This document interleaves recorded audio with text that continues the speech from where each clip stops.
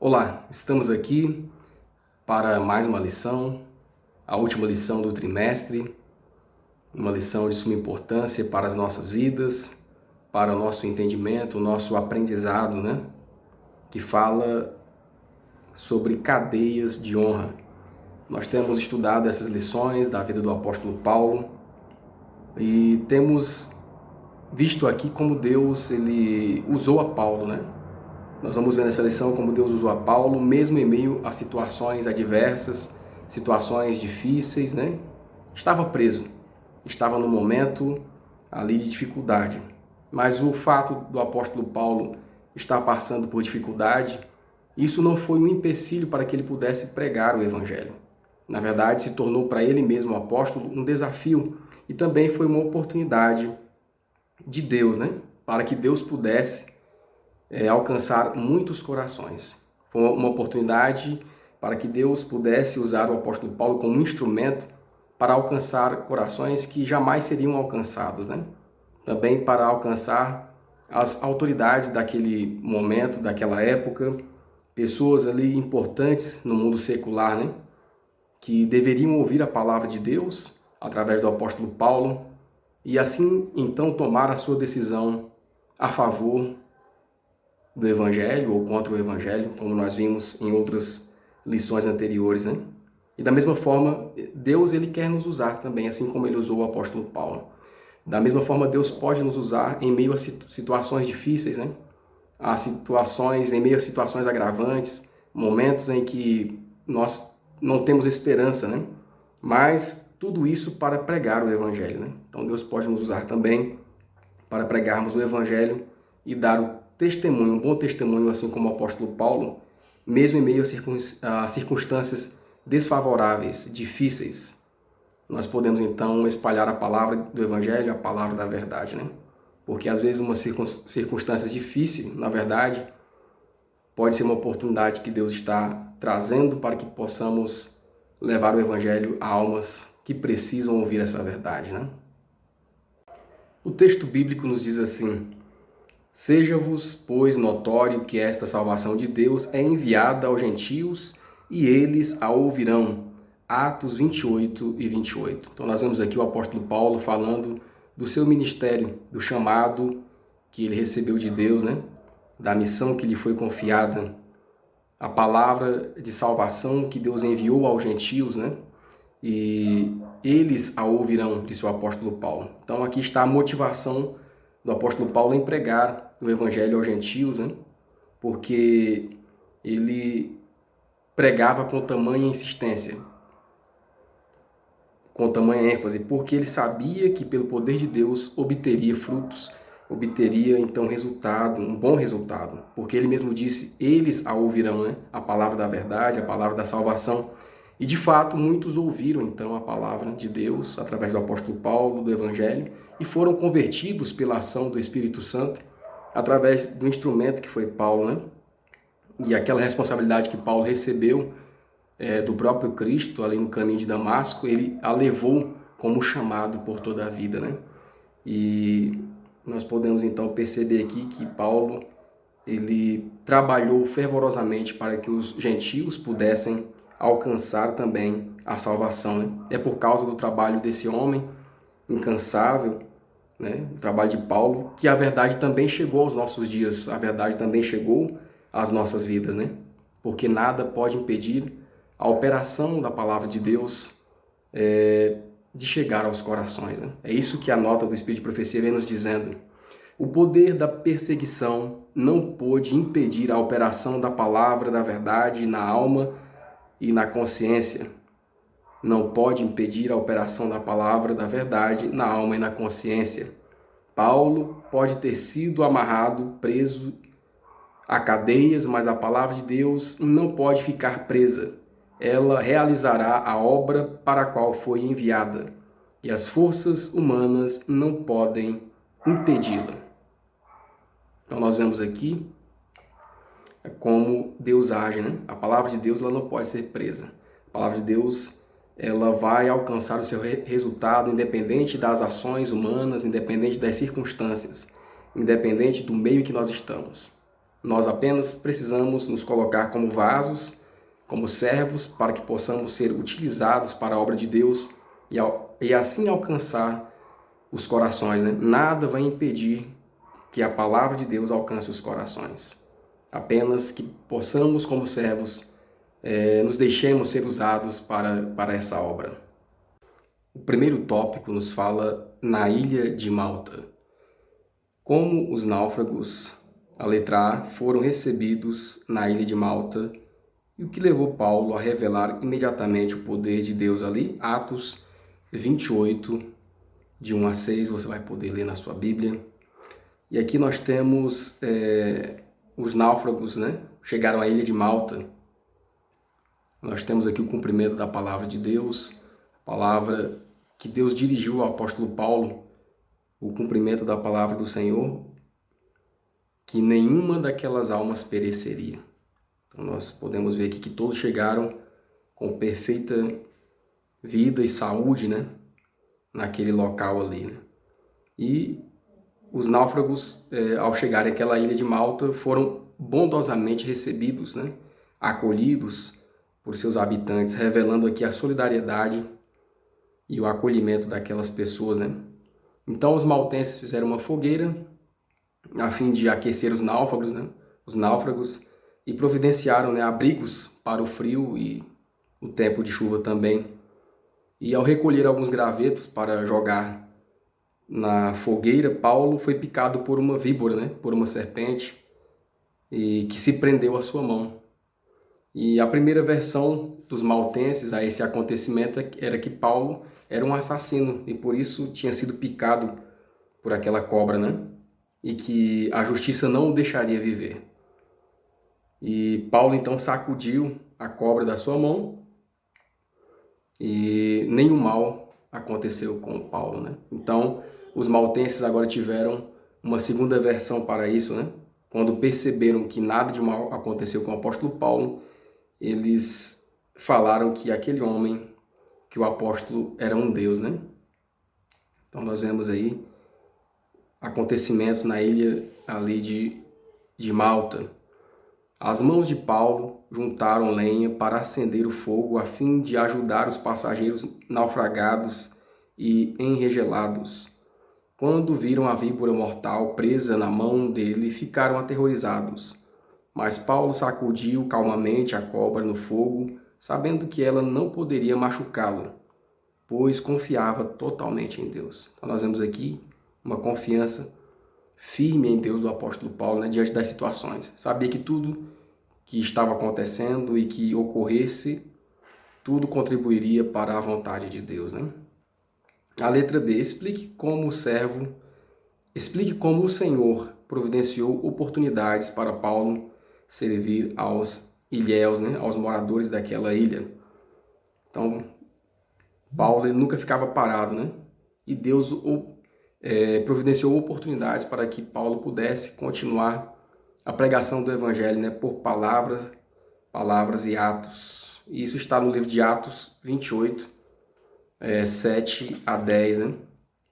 Então, um senhor chamado Públio, o principal da ilha, o administrador da ilha, vamos dizer assim, o principal, ele hospedou Paulo, né, durante 3 dias em sua casa e deu assistência aos demais náufragos, né? Na casa de Públio estava presente o pai dele, e o pai dele estava enfermo, né? Estava acamado, com febre, desinteria, e Paulo, ao vê-lo naquele estado de enfermidade, impôs as mãos sobre aquele homem que estava enfermo e o curou. A sua saúde foi imediatamente restaurada, né? E acontecendo aquele fato, então a notícia logo se espalhou em toda a ilha e outros enfermos da ilha souberam desse fato e foram atrás de Paulo e também foram curados pelo Senhor através do apóstolo Paulo, né? E nesse período que Paulo ele ficou de estadia ali na casa de Públio e também na ilha, né? Eles foram honrados por Públio, né? Foram honrados e os demais habitantes da ilha também prestaram honras a eles, né? Cuidaram deles, foram bem cuidados, né? E no embarque, quando foram direto para Roma, aquela população supriu tudo que eles precisavam, né? Tudo que eles precisavam para a viagem, né? Eles deram a Paulo e aos seus companheiros, né? Tudo isso porque o apóstolo Paulo estava presente e Deus estava presente na vida do apóstolo Paulo. Então, o apóstolo Paulo era abençoado por Deus e pela sua presença ele abençoava os demais também. Assim também podemos ser nós, né? Sermos luz em meio às trevas, né? Onde nós estivermos, seremos bênção para a vida das outras pessoas, né? Nos 3 meses em que o pessoal do navio permaneceu em Malta, Paulo e os companheiros de trabalho aproveitaram muitas oportunidades para pregar o Evangelho. O Senhor atuou de modo notável por meio deles. Por causa de Paulo, todo o grupo de náufragos recebeu um tratamento muito bondoso. Então nós vemos aí os acontecimentos e Deus agindo nos acontecimentos, né? Deus sendo providencial, mesmo em momentos difíceis, mas trazendo situações em que o apóstolo Paulo pudesse testemunhar do seu amor, mostrando aquelas pessoas que era por causa de Paulo, por causa daquele homem que servia a Deus, é que eles estavam sendo beneficiados. O segundo tópico nos fala sobre momentos memoráveis. A letra A. Com a retomada da viagem, que bênção os aguardava em Puteoli? Atos 28, 11 a 14. 3 meses depois partimos no navio de Alexandria, que invernara na ilha, o qual tinha por insígnia Castor e Pólux. E chegando a Siracusa, ficamos ali 3 dias, donde, indo, costeando, viemos a Régio, e soprando um dia depois um vento sul, chegamos no segundo dia a Puteoli, onde, achando alguns irmãos, nos rogaram que por 7 dias ficássemos com eles, e depois nos dirigimos a Roma. O Espírito Profecia diz assim: alguns cristãos do lugar imploraram ao apóstolo para ficar 7 dias com eles, um privilégio gentilmente concedido pelo centurião. Então nós vemos aqui as cenas, né, desse capítulo, e temos aqui uma palavra de reconhecimento, né, a ser dada ao centurião Júlio, né, que foi compassivo, que usou de sensibilidade para com Paulo e também para com aqueles irmãos daquela região, né, que lhe permitiu então ter contato com aqueles cristãos daquela região. E ali eles tiveram momentos memoráveis, né, momentos de encontro e comunhão. E com certeza eles fizeram um culto, com certeza oraram a Deus, né, se regozijaram, se fortaleceram, né. Então, por causa da sensibilidade, né, por causa da gentileza desse centurião para com Paulo, aqueles irmãos daquela região também foram beneficiados pela presença do apóstolo, né? E Paulo permaneceu ali com os irmãos 1 semana. A letra B. Descreva a impressionante chegada de Paulo a Roma. Atos 28, 15 e 16. E de lá, ouvindo os irmãos novas de nós, nos saíram ao encontro à praça de Ápio e às 3 vendas. E Paulo, vendo-os, deu graças a Deus e tomou ânimo. E logo que chegamos a Roma, o centurião entregou os presos ao general dos exércitos. Mas a Paulo se lhe permitiu morar por sua conta com um soldado que o guardava. Então nós vemos aqui Paulo, ao chegar a Roma, né? Logo um grupo de irmãos o recepcionou, né? Se encontraram com Paulo ali em Ápio e depois um outro grupo na praça ali de 3 vendas, né? E esse encontro trouxe ao apóstolo Paulo gratidão, né? Gratidão a Deus e também regozijo e encorajamento pelas situações que o apóstolo iria logo enfrentar, né? Ele viu que os irmãos estavam ali, então, por causa dele, né? E ao chegar a Roma foi permitido a Paulo a prisão domiciliar, né? Os outros presos foram entregados ao general do exército, mas o centurião permitiu que Paulo pudesse morar, né, em uma casa alugada sob a custódia, sob a proteção da guarda, né, dos soldados. Né? Júlio concedeu de boa vontade todos os favores que estava em seu poder outorgar ao apóstolo, mas o oficial não podia mudar a condição do prisioneiro nem libertá-lo da corrente que o prendia. Ao soldado de guarda, foi com o coração pesado que Paulo prosseguiu na tão esperada visita à metrópole mundial. Como as circunstâncias eram diferentes daquela que havia previsto, como proclamaria o evangelho se estava acorrentado e estigmatizado? As esperanças de ganhar muitas almas para a verdade em Roma pareciam destinadas ao desapontamento. Por fim, os viajantes chegaram à praça de Ápio, a 60 quilômetros de Roma, enquanto abrem caminho através da multidão que se aglomera na grande avenida. O idoso de cabelos grisalhos, acorrentado a um grupo de criminosos de aparência grosseira, recebe muitos olhares de desprezo e é objeto de muitos gracejos, rudes e irreverentes. De repente, ouve-se um grito de alegria, e um homem sai do meio da multidão que passava e se atira ao pescoço do prisioneiro, abraçando-o com lágrimas e regozijo, como um filho abraça um pai ausente há muito tempo. Várias vezes a cena se repete. À medida que os afetuosos discípulos se aglomeram ao redor de seu pai no Evangelho, todo o grupo para.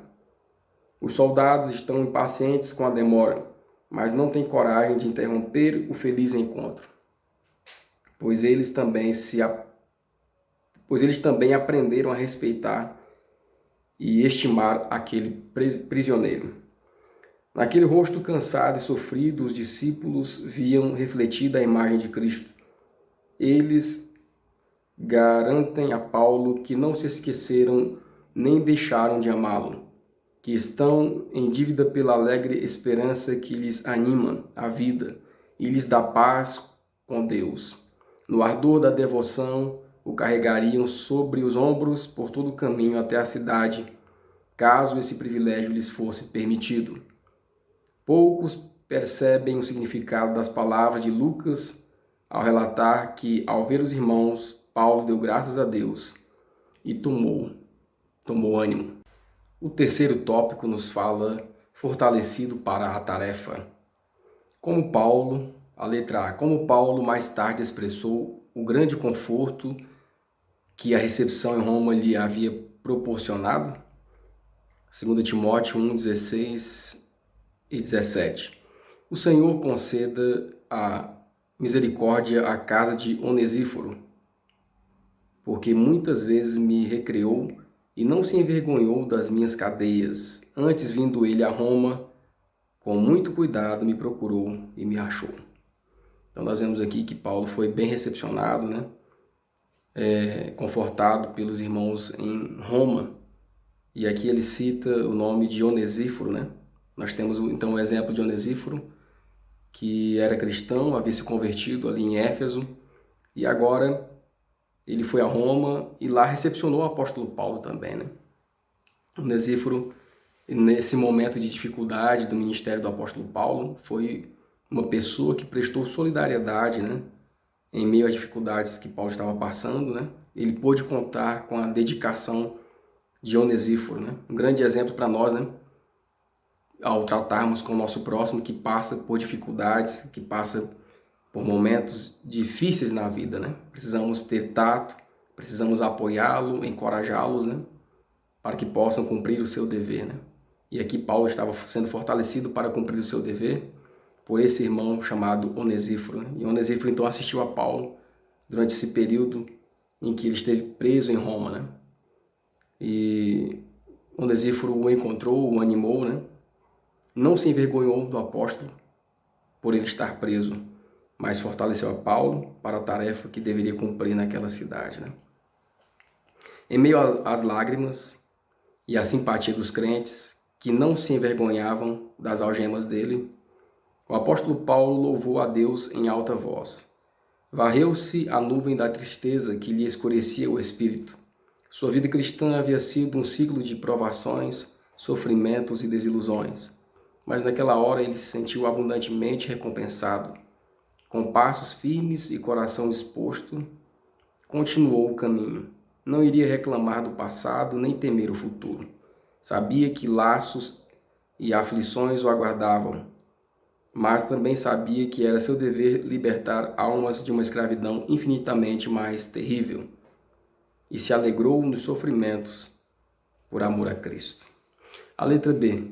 Mesmo sabendo que poderia ter posto a própria vida em risco outra vez, o que Paulo, 3 dias depois, fez prontamente em Roma, Atos 28, 17 a 20. Após 3 dias de ter chegado à cidade de Roma, Paulo ele convidou os judeus, a liderança dos judeus, fez uma reunião com eles, uma reunião de esclarecimento, uma reunião também de uma defesa pessoal. Paulo já se antecipou, antes que os outros judeus ali de Jerusalém chegassem para o acusar. E Paulo, então, ele já se antecipou ao conversar com os líderes judeus daquela cidade, explicando a sua situação, explicando o que de fato havia acontecido em sua vida, mostrando aqueles homens que veio a Jerusalém, mas ele não era, veio de Jerusalém para Roma para ser julgado por César, mas ele não era digno de morte, que apenas ele estava pregando o evangelho, mas que os judeus de Jerusalém o perseguiram, por apenas estar pregando a palavra de Deus, Por isso ele apelou para César, E por isso ele chamou aqueles judeus ali, os líderes judeus, para falar com eles, E disse: olha, é pela esperança de Israel, pela esperança de Deus em Israel é que me encontro preso, Essas foram as palavras de Paulo naquele momento para aquela liderança. E ele fez isso também até como uma estratégia, de se apresentar àqueles homens, primeiramente, antes de que eles ouvissem as acusações dos judeus de Jerusalém. Em Roma, o centurião Júlio entregou seus prisioneiros ao capitão da guarda do imperador. O bom relatório que deu acerca de Paulo, junto com a carta de Festo, fez com que o apóstolo fosse visto com favor pelo capitão-chefe.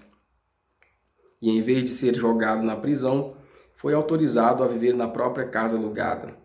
Embora ainda constantemente preso a um soldado, tinha liberdade para receber amigos e trabalhar pelo avanço da causa de Cristo. Muitos dos judeus haviam sido expulsos de Roma alguns anos antes. Tiveram a permissão para retornar. Muitos dos judeus que haviam sido expulsos de Roma anos antes tiveram a permissão para retornar, de modo que havia grande número por lá. Em primeiro lugar, Paulo decidiu apresentar a eles os fatos relativos a si mesmo e a sua obra antes que os inimigos tivessem oportunidade de revoltá-los contra ele. 3 dias depois da chegada a Roma, convocou os líderes deles e, de maneira simples e direta, declarou porque tinha chegado a Roma como prisioneiro. Não mencionou nada sobre os abusos sofridos pelas mãos dos judeus ou sobre os repetidos planos deles para o assassinarem.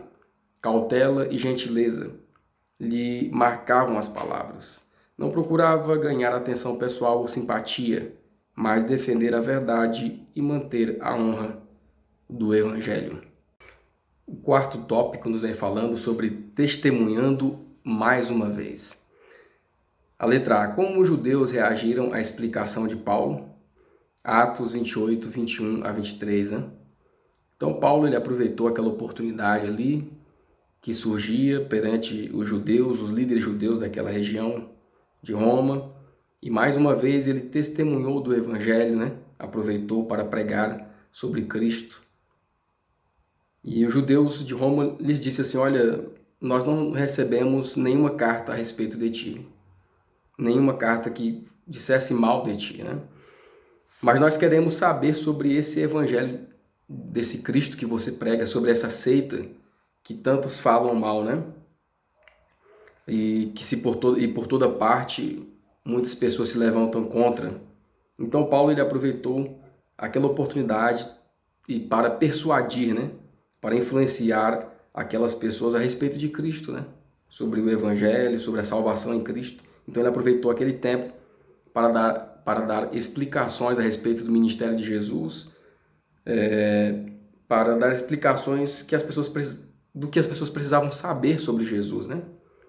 Demonstrando desde Moisés e passando por todos os profetas, ele mostrava então a salvação em Cristo para os judeus daquela região ali de Roma.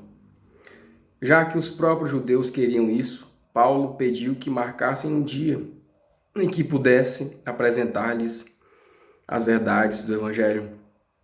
No tempo determinado, muitos se reuniram, aos quais declarava com bom testemunho o reino de Deus e procurava persuadi-los à fé de Jesus, tanto pela lei de Moisés como pelos profetas, desde pela manhã até a tarde. Relatou a própria experiência e apresentou argumentos das Escrituras do Antigo Testamento com simplicidade, sinceridade e poder. Então Paulo explicou àqueles homens, né, a sua própria experiência, o seu encontro com Jesus, né, a sua própria conversão que havia ocorrido no seu encontro com Jesus. Então o apóstolo mostrou que a religião não consiste em ritos e cerimônias, credos e teorias. Se assim fosse, o homem natural poderia entendê-las pelo estudo, da mesma forma que compreende as coisas seculares. Paulo ensinou que a religião é uma força prática e salvadora, um princípio totalmente divino, uma experiência pessoal do poder renovador de Deus sobre a alma. Ele mostrou como Moisés havia apontado a Cristo perante Israel como o profeta a quem deviam ouvir, como todos os profetas deram testemunho dele como o grande remédio de Deus para o pecado, o inocente que carregaria os pecados do culpado. Ele não criticou a obediência aos ritos e cerimônias, mas mostrou que, embora mantivessem o serviço ritual com grande exatidão, haviam rejeitado aquele que era o cumprimento de todo o sistema. A letra B. Como a reunião terminou em benefício de Paulo, Atos 28, 24 a 29, né? Então, no final daquela reunião, Paulo colheu os frutos também, né? Da sua ousadia em perseverar de falar do amor de Deus, de falar da salvação em Cristo Jesus, aquela cidade, aqueles judeus que estavam em Roma, né? No final da sua explanação, no final da sua exposição em defesa do Evangelho de Cristo, ali se dividiu dois grupos, né? Os grupos que acolheram o Evangelho de Cristo, né? E outros que rejeitaram. E o outro grupo dos que rejeitaram o Evangelho de Jesus, né? Então, isso foi proveitoso para Paulo, né? Para a pregação de Paulo, porque muitos que estavam ali, então, creram em Jesus como o seu Salvador, né? Creram, entenderam o trabalho de Jesus, entenderam o trabalho dos apóstolos, né? O serviço de Cristo em favor da humanidade. E a reunião, então, trouxe esse benefício como resultado do trabalho de Paulo, né? Muitos meses se passaram depois da chegada de Paulo a Roma, antes que os judeus de Jerusalém comparecessem para apresentar as acusações contra o prisioneiro. Os planos deles foram repetidamente frustrados, e agora que Paulo devia ser julgado perante o mais alto tribunal do Império Romano, não desejavam arriscar outra derrota. Lísias, Festo e Félix e Agripa haviam declarado crer na inocência dele. Os inimigos só podiam ter esperança de sucesso tentando, por meio da intriga, influenciar o imperador contra ele. O atraso favorecia o objetivo deles, pois lhes daria tempo para aperfeiçoar e executar outros planos. De modo que aguardaram certo tempo antes de apresentar pessoalmente as acusações contra o apóstolo. O quinto e último tópico da lição nos fala: a verdade de Deus é vindicada, né?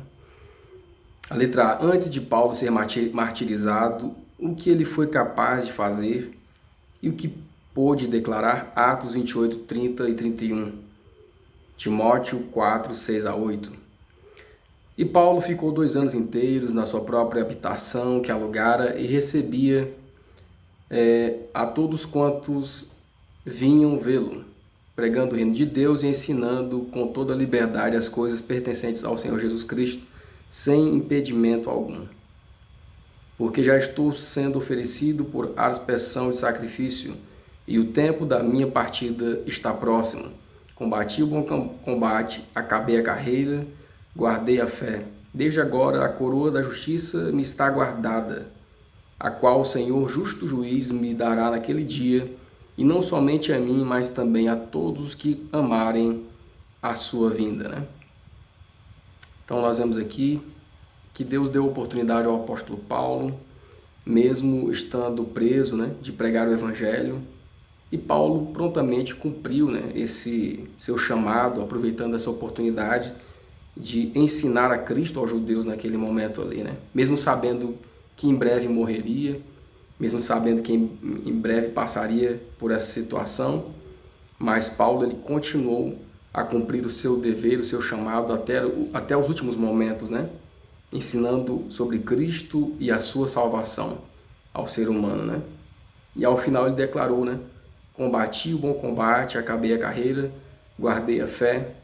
Desde agora a coroa da justiça me está guardada, a qual o Senhor justo juiz me dará naquele dia.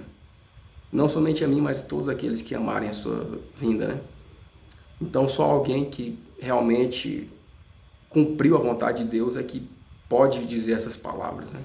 Realmente, só aquele que está preparado, né, para cumprir o seu dever e que cumpriu o seu dever é que pode falar como o apóstolo Paulo, né? E o apóstolo Paulo aqui estava falando não uma história que ele ouviu falar, né? Mas ele estava falando da sua própria vida pessoal, né? Da sua própria experiência pessoal com Deus, do seu relacionamento com Deus, onde esse relacionamento o levou a cumprir a vontade de Deus na sua vida, né? Pregando o evangelho a todas as pessoas, até os últimos momentos da sua vida, né? Embora aparentemente afastado do trabalho ativo, Paulo exerceu uma influência mais ampla e duradoura do que se tivesse ficado livre para viajar entre as igrejas, como havia feito em anos anteriores. Então ali do lugar onde estava preso, naquela casa, onde ele fora permitido, né, pregar o evangelho, receber as pessoas, todos que vinham ali, ele aproveitava para pregar o evangelho, né? Defendia o evangelho, justificava a razão do evangelho de Cristo, né? A letra B, o que nos fortalecerá nos últimos dias, nos dias que virão? Salmo 76, verso 10 e Salmo 119 e 126. Porque a cólera do homem redundará em teu louvor, e o restante da cólera tu o restringirás. Já é tempo de operares, ó Senhor, pois eles têm quebrantado a tua lei, né?